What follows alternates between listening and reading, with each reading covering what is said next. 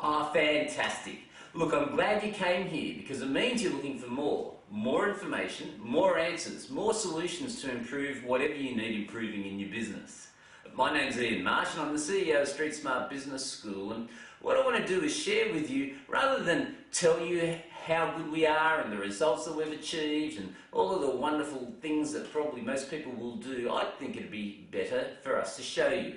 And so what I've got here is a short webinar, a webinar that I did a while ago that takes us through a case study of a business owner, someone that got into a lot of trouble. They were given 2 weeks notice by the bank to close their doors, but I came in and I decided to help them turn their business around. And what's following is the results and the strategies and the tactics that we put in play to transform this individual that had been losing approximately $35,000 a month for 19 straight months, and within 120 days we got him I think it was about $36,000 profit, give or take. Now, what we're going to do is just take you step by step through that process, and what you can do is you can, I guess, live vicariously through this journey and see if it's something that you'd like, because I don't know if you're aware of it or not, but what I've discovered working with literally hundreds and hundreds of business owners and building many companies of my own is that even though all companies are different, all industries are obviously varied in many ways, they're all the same. And the principles to improve them are all the same. And as you watch this short webinar, it goes around about 40 minutes, you're going to see some ideas and some strategies that you're going to be able to apply in your own business as well. So it's going to be very beneficial for you. And if you like the ideas, and if you can see yourself wanting to learn how to do these things yourself and maybe seek our assistance to put them into your company, then there'll be a button down below where you can apply, just have an assessment, a business breakthrough assessment, and we can have a conversation and we'll be able to answer any questions that you'd like to know. Alright, well, enjoy the webinar, and again, you're going to start becoming more street smart in about 2 seconds. Talk to you after the webinar. I'm going to show you how nearly any business owner can create a profitable, saleable, scalable business. And the thing is, even though I know that it is possible, I thought, how the heck would I be able to, if you like, prove this or show this to other people that are on the training when they don't know what I know? And I thought, well, the only way I can do it is to get some crazy, tough challenge, some absolute, if you like, example of something that there's no way it could work, and show you how it could work. And so I chose an example of someone that I was worked with quite a while ago, lovely, lovely character, and he had a really, really big challenge on his plate. And you're going to see it very soon and see what he went through, and I'm going to show you how I resolved a lot of the challenges there. And I'm going to walk you through the journey, ladies and gentlemen, and take you step by step through this business turnaround that I did. But understand, I've got a mission as well, and that is that I really want all of you to understand that it is possible for you to have a profitable, saleable, scalable business. Doesn't matter what situation you're in, good, bad, or really ugly. As long as you're serious about it, you can achieve this sort of end goal. And I'm hoping that a lot of you are on here because of that. Now, essentially, what I do see most of the time is a lot of people that are in business, they've spent all of their time creating what they think is a business, and what it really ends up being is a job, a glorified prison for them, and it very, very often fails to meet their needs or their dreams or their desires. This is the person, wait for it. Hi, my name's James Gardner, and I'm the owner of the Stockade. Well, there you go. So this is the gentleman. You'll be meeting him a little bit later in this call, but this is the individual that I decided to use as the example. Now, what we're going to be doing is we're going to be showing you how an individual such as James can get to where they want to get to. I want you to grab a pen, a paper, maybe a cup of coffee, and seriously, guys, I need you to focus. I want you to turn off your phones, exit your Skype, get rid of any distractions that are out there. Lock down the kids, hire a babysitter. I don't care what you got to do, but you do not want to miss out on the information I'm going to be sharing. But as long as you got all those bedded down, now you lock the door. Here's the thing I'm going to be sharing with you. This is my chance to, if you like, brag. This is the place where I suppose I'm meant to tell you how really, really good I am and how intelligent I am and all the wonderful things that I've done, etc., etc., etc. Okay, so Basically, I've grown some pretty large companies. My first large company I grew was an air conditioning company, and I grew it to $12 million in 3 years. That's not a bad effort. And the way that I managed to do that, guys, was because I mastered sales and marketing. Now, that is, quite honestly, the most important skill that you need to perfect in business. It's not the only skill. There's a lot of other skills that I learned later, and sadly, I wish I'd have learned it earlier. But sales and marketing, ladies and gentlemen, is so critical to the success of a business owner. Geez, it was a bit over 60 staff. We'll call it 60 staff, okay? And I was working away, making squillions. I mean, what's that, $1 million a month? And thinking I knew everything.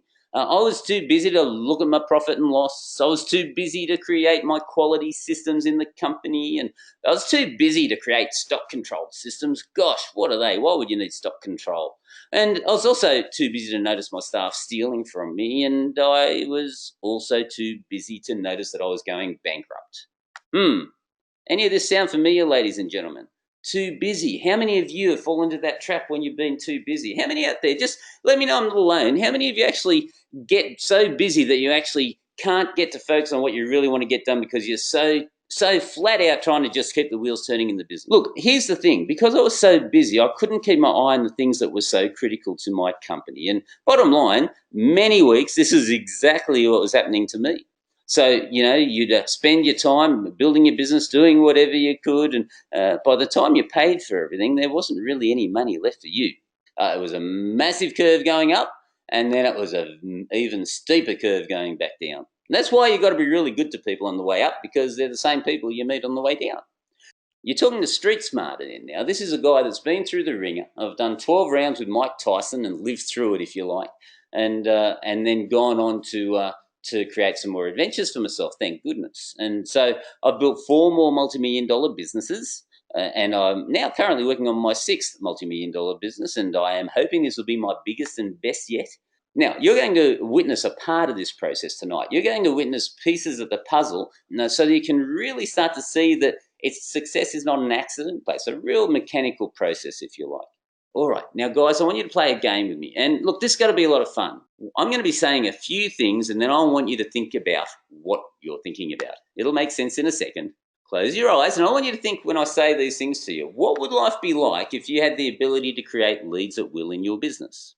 If you're able to leave your business and watch the kids at school sports instead of being trapped having to do the things that you've got to do in your company because things would fall apart, and you're able to go on at least 8 weeks holiday a year and still have a business there when you return and it didn't turn into a heap because you weren't there, and you're actually making a nice profit, then it's building up each month for you to give you the life that you want. And just maybe at the end of, say, 3 to 5 years, you're able to sell that business because you've actually got a saleable, scalable, profitable business and you get a nice payday for it.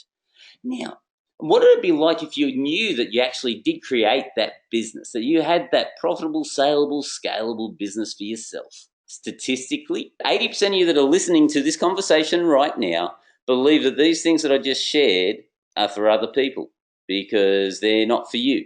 That's the people that are successful in life. That's the people that really can grow really cool companies that do the things they want to do and they have the life they want to have. And I'm here to say to you, ladies and gentlemen, that's absolute phooey. You can have whatever you want in this world, but you just got to be willing to get out there, get serious, and take it. And I didn't learn that lesson until I was 35, guys. I wish I learned it a lot earlier than that.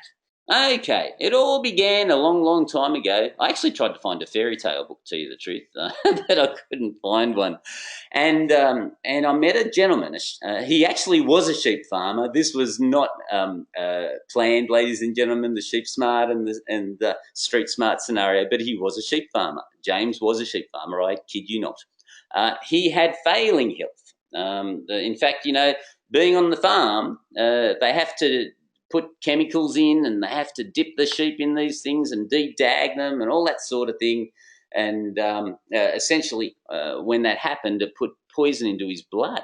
So he decided to buy a retail clothing store in Perth because he had to get off the land. He couldn't do any more dipping of the sheep. And so, of all things, he decides to get into the retail business and sell clothes. He had no retail experience. He didn't know what he was doing. He just thought, oh, well, I like talking to people, so maybe I'll buy a retail store. So he found us and he said, look, I think I need some help. What he did, he applied to become a $1 million makeover client. Now, for those of you that don't know what a $1 million makeover client is in Street Smart Business School, it's our high-end environment where I work fairly closely with the students and help develop their strategic solutions that they're wanting to do, and we actually do a lot of your marketing and processes for you. So he applied for that, and everything is by application in our school. You can't just walk into it. But when he applied, I had a look at his numbers, and I went, oh my goodness, this is not too pretty. So I went back to James. I was going to say, look, this program's not for you. I'd love to have you in our environment as and do what we can, but you can't be a $1 million makeover, because it would have just put too much stress on him. But when I got there, I was not alone. You see, the bank manager came to see him at the same time. And it was quite interesting, because that bank manager served him with notice that he only had 2 weeks, and they're winding him up and closing him down. So can you imagine the feeling, the vibe in there? Yeah, it's like, it's really thick. You can feel it in the atmosphere. Man, I actually felt for this guy, because I knew if he actually lost this business, because I'd had a look at all of his numbers, I knew the situation that was there. When I went there, they gave him 2 weeks to live, if you like. He was going to close his store down. And so I felt really sorry for James, and I did leave. I said, oh, that's no good, mate. And he goes, oh, no. And actually, a tear coming down his face as I'm walking out, and he's dealing with all of the thoughts and emotions that would be happening in that sort of scenario. Because if this business failed, James had a property. It's a rural property, the sheep farm, and it had been in his family for generations, and it was under his care. The family relied on him and trusted him to do the right thing with this family inheritance, if you like, this legacy.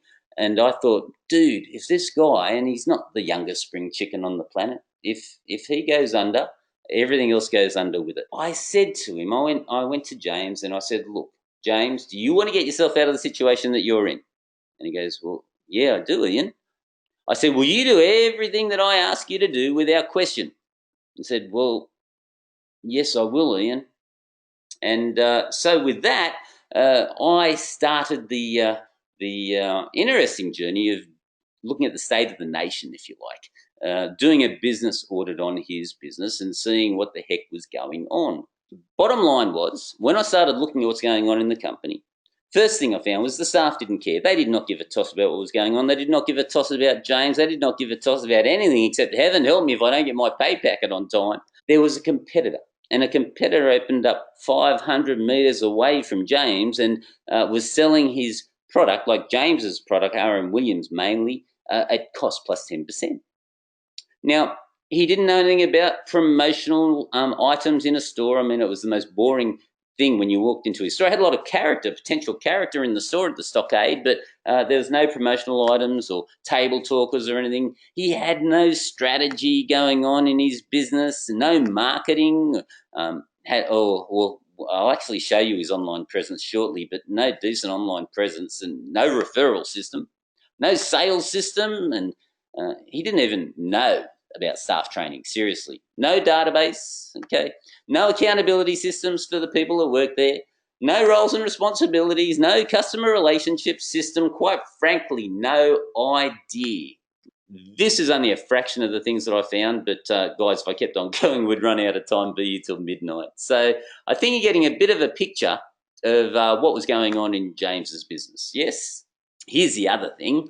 The competitor, he's wise. Now, this guy that opened 500 metres down the road, he's set to work and say, you know what, I'm going to put James out of business. And seriously now, guys, if you can see on this screen, that's the Stockade, and this is the competitor, all on the same street, 500 metres. I'm not exaggerating. I thought I'd show it to you. And this guy here has no debt, okay? And this guy here has God knows how much debt. So you can understand where this person here has a big advantage. He could do whatever he wanted because he had no massive overhead and he had no massive rent, etc., etc. It was serious. I didn't kid myself. I knew that I'd really put my foot in the fire when I offered to help him. He was losing money every month. His turnover had halved since this store came online. The bank gave him those 2 weeks. his average sale was $99. Now, I find it hard to understand why it was only $99 the average sale, because pretty well it's hard for me to find anything cheaper than $99 in the store. He sold expensive boots and R.M. Williams gear, and anyone that wears R.M. Williams, you'd know how expensive it is, but it's good gear. I wear R.M. Williams. Wearing an R.M. Williams shirt right now, as a matter of fact. Competitor trying to put him out of business. James thought, oh, well, if he's selling at cost plus 10, I can't get down that low, but I'll try selling at cost plus 15. Maybe people will buy off me if I sell at that price. You're getting the pictures? Pretty ugly. What do you reckon? Who else would like to be in that situation? What we did was we decided to set a plan in place. Okay, and the first thing that I do whenever I start working with anyone is I put them through the ugly baby test, okay? Because it's no use you trying to save a baby if the baby's really ugly. So what you got to make sure of in any business, ladies and gentlemen, think about your business right now. You got to have a look and be honest with yourself and say, well, is it a viable business? Is there really a good margin in what I'm doing? Can I make a decent profit with what I'm doing? Is there a potential to make a decent profit out of it? And are there lots of people that want what I have? So do I have good psychology? Are people out there willing to buy it? And if those two things, if you can't tick those boxes, then it doesn't matter how good the marketing is, doesn't matter how good your consultant is, you cannot make it work, okay? So these are a must, okay? Not a should, these are a must. You must know that you've got good maths and good psychology in your business. And that was where I started. And I decided, well, it's not really an ugly baby. If he has the right things in place, we can actually turn this sucker around. And so first thing we had to do was work out how to stop the bank closure. Now, guys, understand, I mean, yes, banks are not our favourite friends, I guess, and to any bank managers that are on the call, I do apologise. But the bottom line is banks can be your friend, okay, but you've just got to understand what they want from us, okay? They want to loan you money, but they really only want to loan you money when they know they're going to get it back. And so when they handed 2 weeks' notice to James, the reason they did it, let's use logic, shall we, is they thought, well, we're done. If we don't act now, we're going to lose absolutely everything. At least we might get 15 cents on the dollar if we wind him up. But I decided to put a plan in place and really detailed. And I went down to the bank manager, and obviously I have a bit of a reputation, and in a good way, ladies and gentlemen. And so I said, look, this individual, you'll not see a more committed person wanting to save his business. You've given us 2 weeks. I'm going to be helping him. I'm going to be working side by side with him. I'm going to be assisting him in developing this company, and I'll also put the marketing in place and turn this baby around. Can you please give us 120 days to make this happen? So after lots of umming and ahhing and probably about 3 or 4 conversations with the bank, we managed to have our way, and they gave us an extension of 120 days. Now, it was only an extension, ladies and gentlemen, okay? So we just got a stay of execution for a short period of time. So we had 120 days or it was bust. So what was the strategy? Well, the first thing we did was stop work. Abraham Lincoln said, you know what? If I only had 6 hours to cut down a forest, I would spend 5 hours sharpening my saw. Now, I know, look, I'm a bit of a greenie myself, guys, so I don't like the idea of cutting down a forest, but what he said is pretty smart, don't you reckon? So rather than just keep working and working at something that's actually not working, how about we stop, look at the situation, and then work out a better way of doing it? So that was what I did. We stopped work. We had a look at what was going on. And then we had to think about a strategy to get ourselves out of the situation. Now, here's a fact.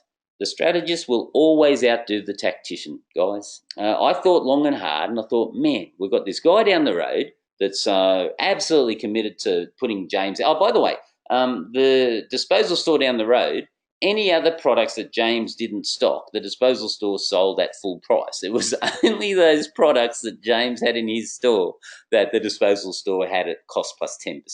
And so I came up with the strategy. Now, think about it, ladies and gentlemen. Okay, R.M. Williams. Who buys R.M. Williams clothes? Well, you'll generally, let's just call it salt of the earth sort of people to a large degree, rural community, farming community, and very, very smart entrepreneurs like myself. Okay, but you know, on the whole, you'd say a lot of the individuals out there on the farms and in the rural communities, they wear R.M. Williams gear. So being that type of individual, you now sort of know the sort of thought processes going through those guys, you know. So I came up with the angle of it being an Aussie legend experience. So when they come into the stockade, we're going to create Aussie legends, okay? We're going to give them an experience. We're going to say, dude, you come into here and I'll tell you what, you will not walk out the same person. You're actually going to be an Aussie legend. We're going to turn you into a star. So that was our strategy. But boy, guys, did I have some pretty ugly things to work with when I came up with that strategy. So let's have a look at their best salesperson, shall we? Okay, he was a hip-hop dancer. So one of the first things I said after we came up with the strategy that we're going to give them an experience and turn everyone that walks into that store into an Aussie legend, I started looking at the team and who we're working with and what we're doing. And his top salesperson, I repeat, his top salesperson was a excellent hip-hop dancer that had a bit of a rep in Perth, and all his mates used to come in wearing their grunge gear, etc. And again, what type of store is this, guys? Well, it's a country clothing store, R.M. Williams. So of course they go hand in hand, hip hop and R.M. Williams. So I said to the staff, well, I said to James, and then we said to the staff, we need to be wearing our R.M. Williams clothes. We're selling this gear. We need to be wearing it because, guys, they were not wearing the clothes. And first stop was this hip-hop dancer, the best salesperson. So I said to this guy, I said, mate, okay, I got some great news for you. We're going to deck the whole team out. You're all going to be wearing R.M. Williams gear and boots and shirts and belts and buckles. Hallelujah. We got the whole thing going on. And guys, look, that's $600-800 worth of clothes. It's a lot of clothing. So you'd think they'd be jumping up and down, all excited, go, yeah, Ripper. He said, oh, can't do that. I said, what are you talking about? He says, I can't do that. What'll my friends think? I can't wear R.M. Williams clothes. What'll it do to my rep, man? Maybe you misunderstood me. I said, you can wear these clothes for free. You can look $1 million and you can sell our gear. He says, I can't wear it, mate. Look, I'd love to, but I just can't. You know, I want to do the right thing, but no. So what did I do?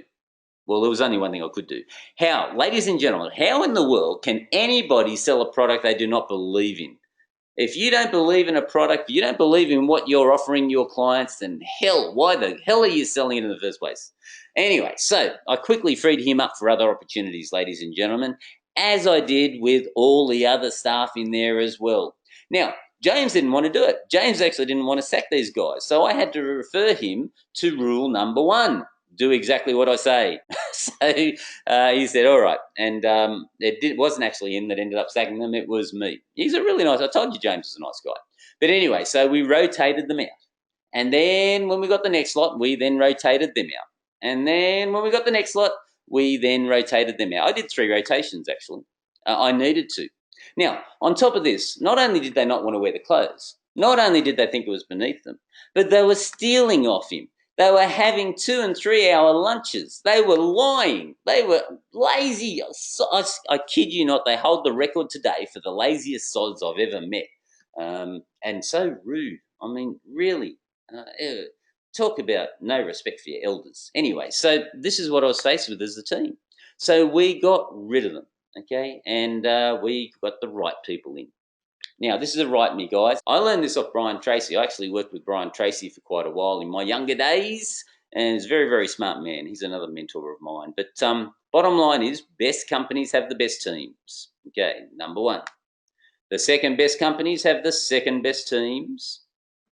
And the third best companies, they go out of business, ladies and gentlemen. So you must have the very best people around you, and they do exist, okay? So you've just got to have a system to make sure that they are there. And what sort of team do you have? Well, you build the team to the task at hand. So you don't always have the same team for everything. You need to, if you like, shed skin every now and then, rebuild again, okay? So guys, you must have the best team. I kid you not. That is a right me. Now, the next thing that I started in this organisation was staff training.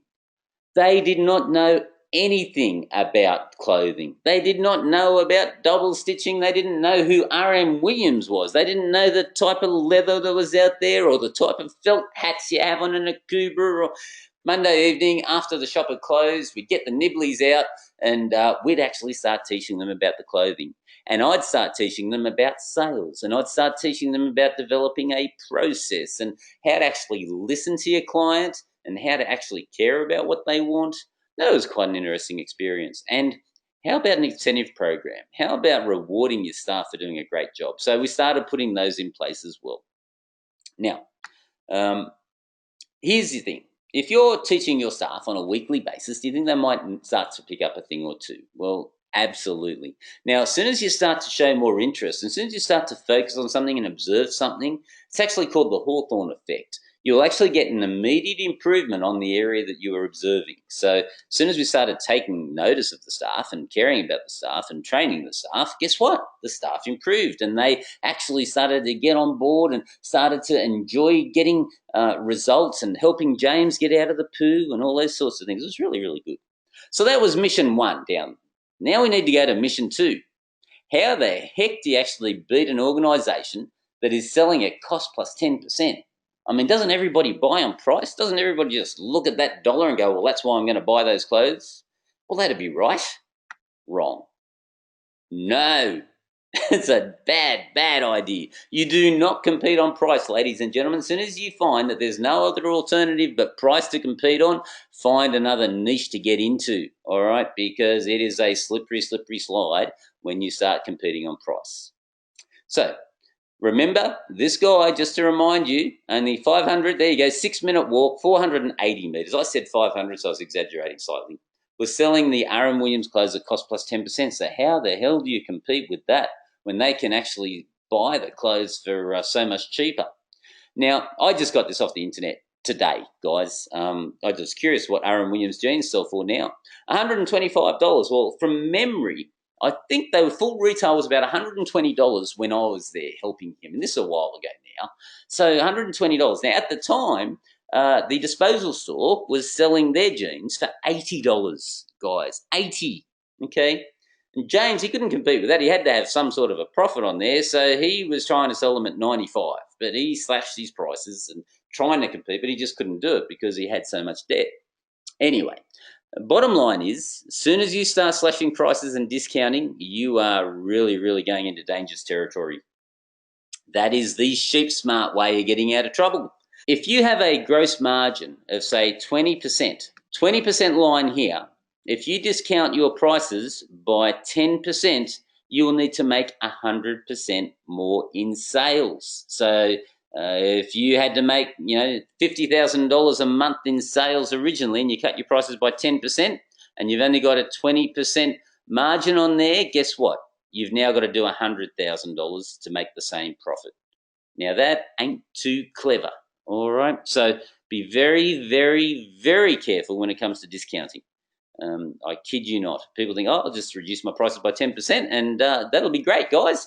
I'll make more sales. Well, wrong, because you'll make less profit, and it's profit that counts, not turnover. Again, in my sheep smart days, I thought discounting was the way to go. How wrong I was. So, selling for $80 is what the guy down the road was doing. James was trying to compete. I knew it was a loser's game, so he only had one option, okay? He had to put his prices up. Oh my God, how do you put your prices up? Are you serious? Who would buy more expensive jeans when you can walk 6 minutes down the road, 480 metres, and get them cheaper? What do you reckon happened to the sales when I put the prices up to full retail, which was $120 back then? So from 95, I made him put up to 120. They went up by 32%, ladies and gentlemen. How cool is that? So guys, understand, we decided to become a strategist rather than a tactician. So when someone walked into the stockade now, they weren't just walking into a clothing store. They were walking into a place that was going to turn them into an Aussie legend, okay? So these were some of the bumper stickers. Take a ride with this stag. Aussie legend on board is another bumper sticker. Stop here for the best in Australian clothing and a chance to win $25,000. Who wouldn't like a chance to win $25,000, ladies and gentlemen? $25,000, ladies and gentlemen. And again, that was another strategy that I put in place. I had a competition there, and they had the chance to win $25,000. Guys, why is it when they walk in and they have an experience that they pay full retail? I'm going to hazard a guess, ladies, that the clothes, that skirt that you are wearing, it's probably not the cheapest skirt you could have bought on the planet, is it?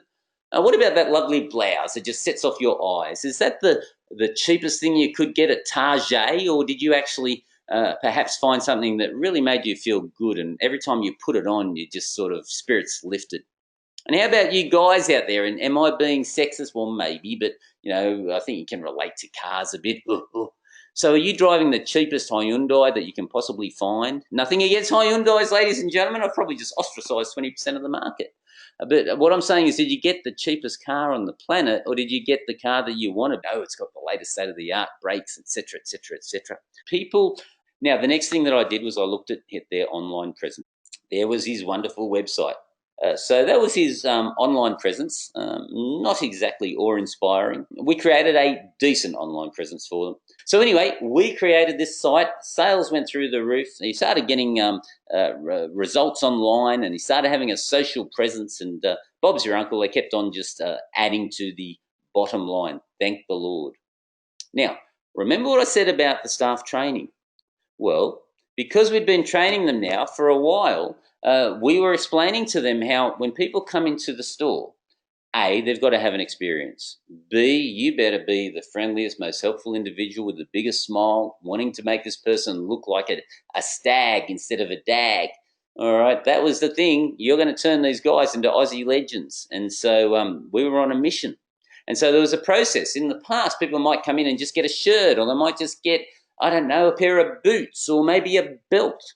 But by the time I'd finished training these individuals, these staff, I was so proud of them. I got quite attached to them. They were, when someone walked in there, I'm telling you, they had absolutely everything, because I trained them on scripts, and I trained them on product knowledge, and I trained them on understanding the client's needs and listening to what they want rather than telling them what they're going to get. Quite interesting strategy, that, isn't it? And bottom line is, your clients are what's the most important thing in business, so we made sure they knew we cared about them. So we put these sorts of things in place, guys, and what do you know? It worked. People started coming from left, right, and centre. And when I started there, the average sale in March when I started there was $99 and a couple of cents. Okay, that was their average dollar sale. But by the time we'd put the experience in place, by the time we'd actually train the staff, by the time we put incentives in place, and by the time we put them through a sales process, what had actually occurred was that $99 average sale went to $189 by April. Guys, what would happen to your business? You tell me. What would happen if your clients started spending, each and every client I'm talking about, every man, woman, and child started spending an extra $90 on every transaction with you? Would it make a difference? Of course it would make a massive difference, guys, to just about any business. And it's not that hard. So how long did this take? I actually started working with him in the beginning of March. So it actually, to full disclosure, probably took about 6 to 8 weeks, okay? So this is not quite right. It says from March to April. Well, yes, I'm very good, but it probably took around about 6 to 8 weeks of training and putting things in place to get it there. But that still is not a very, very long period of time, guys. So now, added to that, what else have we done? How about a referral program? So what would happen to your business, ladies and gentlemen, if every client that you had was telling 2 or 3 of their friends how wonderful you are?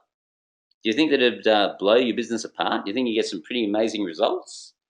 What you're looking at here is a table. And imagine this is James' business. And you can see down this column here, we've got the timeline. So this is, you can say this is, say, week 1. It could be day 1, week 1, month 1, doesn't really matter. I'll call it week 1. In week 1, we have 50 people coming in the door, and we're converting 40% of them. And so that means that if we're converting 40% of the 50 people coming in the door, we've got 20 sales. And with those 20 sales that we get, we're getting 3 referrals off every person. And with those people, those referrals, I'll show you that in a second, but each person, remember, I got the average sale up to $189 per sale. So in the first week, we've actually managed to get $3,780 in referrals, okay, in sales. Now, in the second week, remember we got 3 referrals off these 20 clients that we got. So that means that we actually got 60 referrals coming in. Now, a referral's better than just people off the street, ladies and gentlemen. What do you reckon? Who prefer dealing with referrals than with people just off marketing? I know I would. So the second week, we've got 60 referrals and it's 40% conversion. So 24 sales out of that, which leaves 72 referrals from the 24 clients. And I hope I'm not losing anyone. You're staying with me. So that means out of the 24 sales we got, every customer had 3 referrals for us, which meant 72 referrals from the 24 clients. And I hope I'm not losing anyone. You're staying with me. So that means out of the 24 sales we got, every customer had 3 referrals for us, which meant 72 referrals, guys. Are you all with me on that? Please say yes, yes, yes. Can I say a yes? Can you tell me a yes?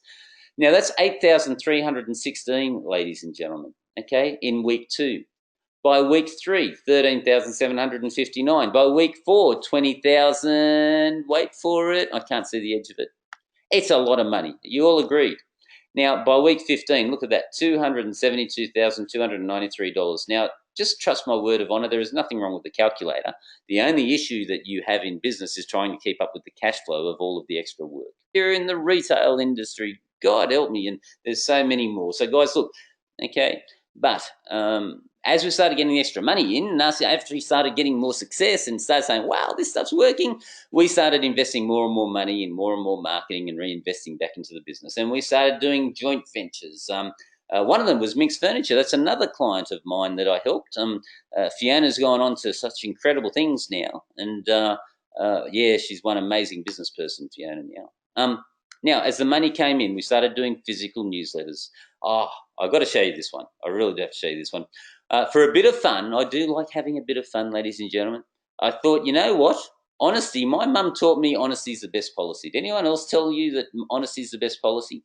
So I love my mum, and so I thought we'll test that in a marketing strategy. So James really did need to find some money for the tax department. I said, all right, well, what can we do?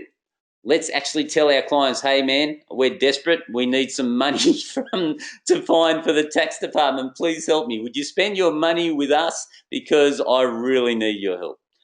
Did it work? Well, absolutely. Here's some more examples of some other marketing that we started to do. Now, how do you like this survey? Maybe this is why I always wear RM Williams now. Irene, tell me if it shows. But, you know, a new survey shows 93% of women go for a bloke who looks like a true blue Aussie legend.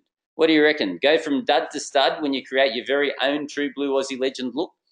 I think that worked. So there you go. Well, I've got my own Aussie legend. That's my beautiful wife, Jenny. And anyway, you're getting a bit of an idea. Who's enjoying this, guys? You're having fun. So we went on and started creating a lot of other things. This is a $25,000 competition that we ran that we drew at the end of the year. This is a catalogue that we pulled together so that we could give that out to our clientele. Scratchies. We had some scratchies going on. And these are all pretty cool, huh? The bottom line is I just love marketing. I love it. It's just so much fun. Again, but it's only part of the result. So, guys, look, here's the end result, because this is what it's all about. The bottom line from doing all of this work was when I started working with him, he was actually losing $1,166 a day, guys. He wasn't that good with his numbers either when I first met him.